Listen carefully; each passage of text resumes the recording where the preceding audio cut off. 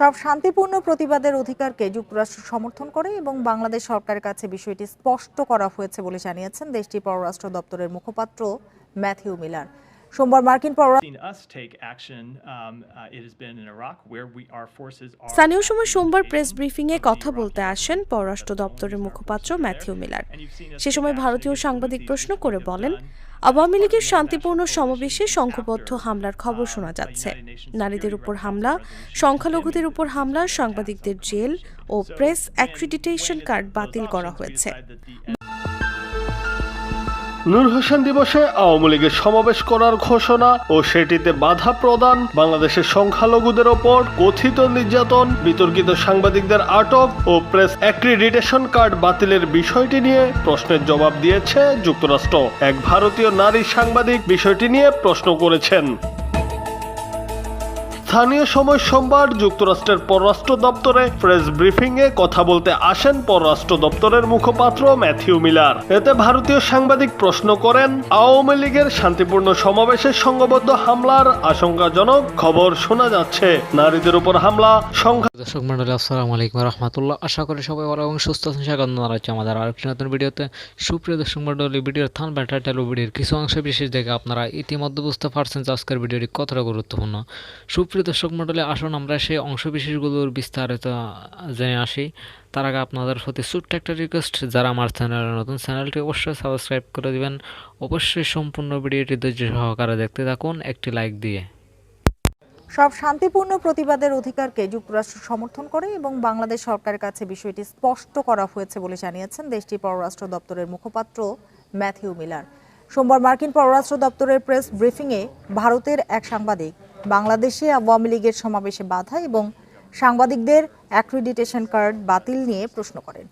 জবাবে Matthew Miller বলেন, কূটনৈতিক পর্যায়ে বাংলাদেশের সাথে যুক্তরাষ্ট্রের কি কথা হয়েছে তা ব্রিফিংয়ে বলতে চান না তিনি। তবে ওয়াশিংটন কোনোভাবেই চায় না কোনো সরকার শান্তিপূর্ণ বিক্ষোভে সহিংস দমনপীড়ন চালাক।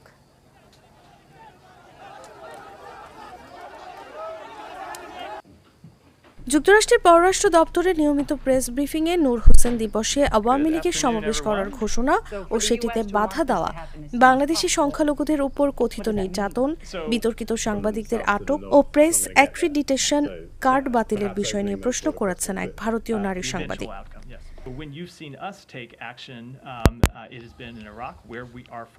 স্থানীয় সময় সোমবার প্রেস ব্রিফিংয়ে কথা বলতে আসেন পররাষ্ট্র দপ্তরের মুখপাত্র ম্যাথিউ মিলার। সে সময় ভারতীয় সাংবাদিক প্রশ্ন করে বলেন, আওয়ামী লীগের শান্তিপূর্ণ সমাবেশে সংঘবদ্ধ হামলার খবর শোনা যাচ্ছে। নারীদের উপর হামলা, সংখ্যালঘুদের উপর হামলা, সাংবাদিকদের জেল ও প্রেস অ্যাক্রিডিটেশন কার্ড বাতিল করা হয়েছে। বাংলাদেশের অন্তর্বর্তী সরকারের সমালোচকরা বলছেন, ছাত্রদের 5 আগস্টের বিপ্লব দেশকে আবারও সেখানে নিয়ে যাচ্ছে যেখান থেকে এটি শুরু হয়েছিল। আমরা দেখেছি বেদান্ত প্যাটেল এসবের নিন্দা জানিয়েছে।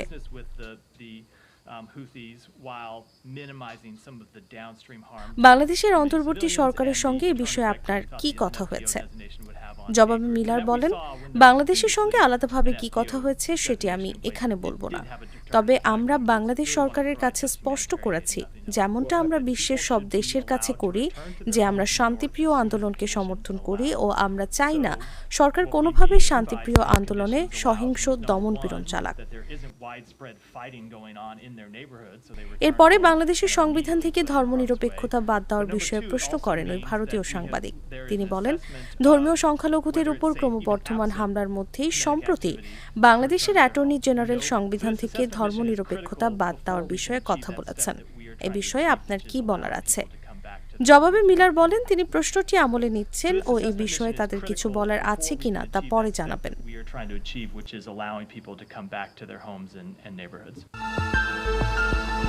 নূর হোসেন দিবসে আওয়ামী লীগের সমাবেশ করার ঘোষণা ও সেটিতে বাধা প্রদান, বাংলাদেশের সংখ্যালঘুদের ওপর কথিত নির্যাতন, বিতর্কিত সাংবাদিকদের আটক ও প্রেস অ্যাক্রিডিটেশন কার্ড বাতিলের বিষয়টি নিয়ে প্রশ্নের জবাব দিয়েছে যুক্তরাষ্ট্র। এক ভারতীয় নারী সাংবাদিক বিষয়টি নিয়ে প্রশ্ন করেছেন।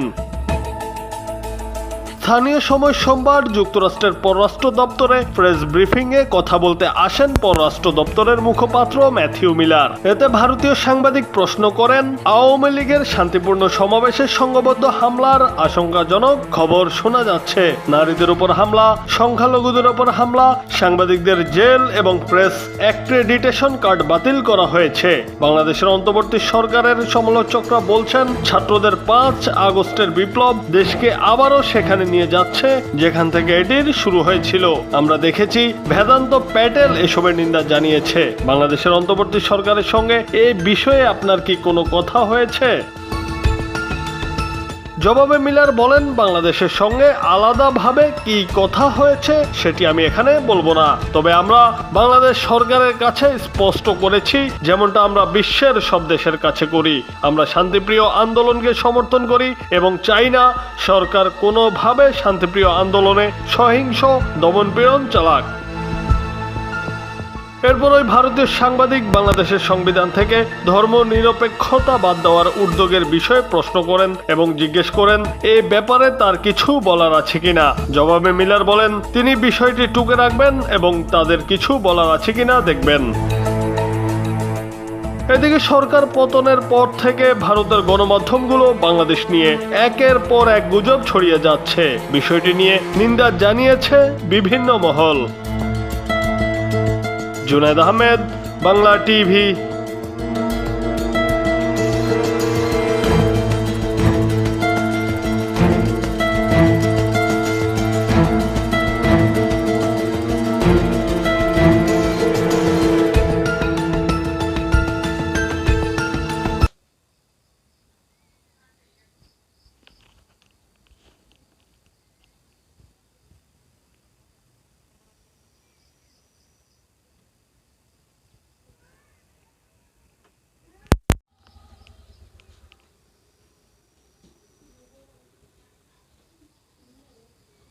প্রিয় দর্শক মণ্ডলী, এতক্ষণ ধরে যারা সম্পূর্ণ ভিডিওটি দেখেছেন তাদেরকে অসংখ্য ধন্যবাদ।